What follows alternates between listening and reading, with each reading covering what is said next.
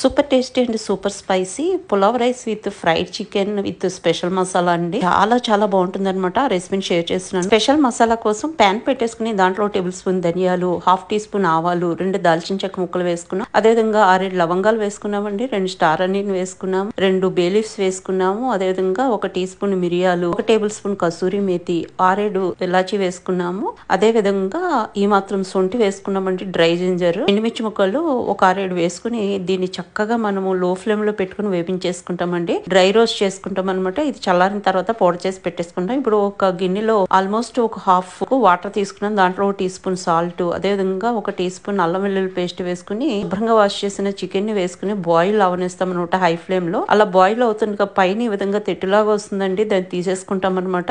సరే మొత్తం క్లియర్ అయిపోయింది. ఒక 20 మినిట్స్ పాటు బాయిల్ అయిన తర్వాత దాన్ని సెపరేట్ చేసేసుకున్నాం. ఆ స్టాక్ ఉంచుకుంటామండి మనం రైస్ చేసుకోవడానికి. ఇప్పుడు కర్రీ కోసం ప్యాన్ పెట్టేసుకుని 1.5 టేబుల్ స్పూన్ ఆయిల్ వేసుకుని దాంట్లో ఒక మీడియం సైజ్ ఆనియన్ చిన్న ముక్కలు, ఒక 5-6 స్లిట్ చేసిన పచ్చిమిర్చి, కరివేపాకు, 1 టీ స్పూన్ పసుపు, రుచికి సరిపడా సాల్ట్, 1.5 టేబుల్ స్పూన్ కారము, 1 టీ స్పూన్ అల్లం వెల్లుల్లి పేస్ట్ వేసుకుని మంచిగా మిక్స్ చేసుకుంటూ ఆయిల్లో ఫ్రై అవనిస్తామండి. ఇంక ఈ మూమెంట్ లో ఒక టమాటాని చిన్న ముక్కల్లో కట్ చేసుకుని అది యాడ్ చేసేసుకుని కొంచెం కొత్తిమీర, పుదీనా ఇవన్నీ యాడ్ చేసి మొత్తం అంతా మిక్స్ చేసి ఆయిల్ సెపరేట్ అయ్యేంత వరకు ఉడికించుకుంటాము. చూసారా, మనం వేసిన ఆయిల్ చక్కగా పక్కకి మనకు కనిపిస్తూ ఉంది. ఈ మూమెంట్ లో ఆల్రెడీ బాయిల్ చేసి పెట్టుకున్నటువంటి చికెన్ పీసెస్ యాడ్ చేసేసుకున్నామండి. మొత్తం అంతా ఒకసారి మిక్స్ చేసుకుని మనం స్టార్టింగ్ లో ఏదైతే మసాలా చేసుకుని చల్లారిన తర్వాత పౌడర్ చేసుకున్నాం కదండి, అది యాడ్ చేసేసుకుంటాం. ఈ మసాలా అసలు ఈ కర్రీకి ఎంత బాగుంటుందంటే చెప్పలేను.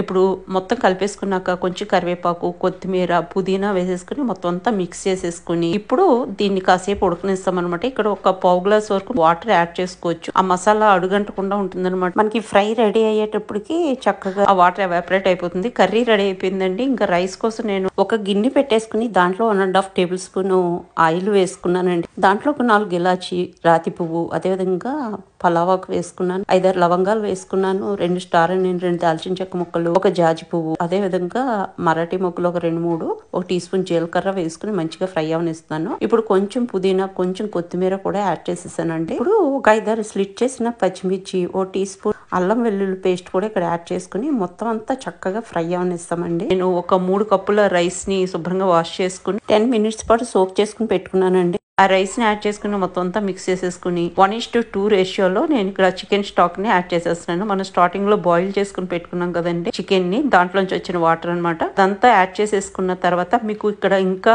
సాల్ట్ పడుతుందంటే యాడ్ చేసుకోండి. చికెన్ బాయిల్ చేసేటప్పుడు నేను సాల్ట్ యాడ్ చేశాను కదండి ఆ వాటర్ లో, నాకు సాల్ట్ పర్ఫెక్ట్ గా సరిపోయింది అనమాట. నేను ఇక్కడ సాల్ట్ ఏమి యాడ్ చేయట్లేదు. ఒక హాఫ్ చెక్క నిమ్మరసం యాడ్ చేసేసుకుని మొత్తం అంతా మిక్స్ చేసేసుకుని రోలింగ్ బాయిలింగ్ వచ్చేటప్పుడు మూత పెట్టి చక్కగా ఒక 20 మినిట్స్ పాటు లో ఫ్లేమ్ లో చేసుకుంటాం. పులావ్ రైస్ చక్కగా రెడీ అయిపోయిందండి. ఇంకా వేడివేడిగా నేను దాన్ని వడ్డించేస్తున్నాను అనమాట. పులావ్ రైస్ అయితే ఎంత ఫ్లేవర్ఫుల్ గా ఉందో చెప్పలేనండి. ఇంకా రైస్ వడ్డించేసాను. ఇంకా పైనుంచి ఫ్రైడ్ చికెన్ ని సర్వ్ చేసేస్తున్నాను. అసలు ఎంత రుచిగా, ఎంత యమ్మీగా, ఎంత స్పైసీగా ఉంటుందో చెప్పలేనండి. డెఫినెట్ గా మీరు ట్రై చేసి చూడండి ఈ రెసిపీని. మీరు చాలా చాలా ఇష్టపడతారు. దాంట్లో అసలు సందేహమే లేదండి. మీరు చేసుకున్న తర్వాత, తిన్న తర్వాత మీ ఫీడ్బ్యాక్ తప్పనిసరిగా కామెంట్ సెక్షన్ లో తెలియజేయండి ఫ్రెండ్స్. ఇంకా ఇదండి మా సండే స్పెషల్ థాలీ.